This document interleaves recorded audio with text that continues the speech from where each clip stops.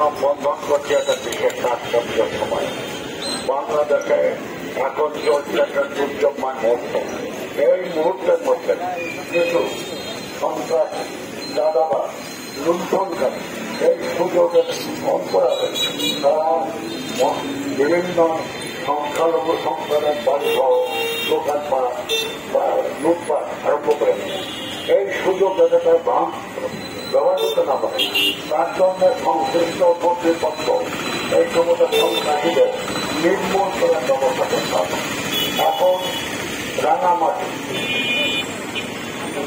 খাগড়াছড়ি, চিটাগাং বিভিন্ন অঞ্চলে যে সমস্ত সংখ্যালঘু সম্প্রদায় রয়েছে, আদিবাসী রয়েছে এবং তাদের বাড়ি ঘর, দোকানপাট আগুন পুড়ে দেওয়া হয়েছে। এটার সঙ্গে কোন দেশে বসবাস করি? আমরা তো বাংলাদেশি। আমাদের যেমন বাজার অধিকার আছে, আমাদের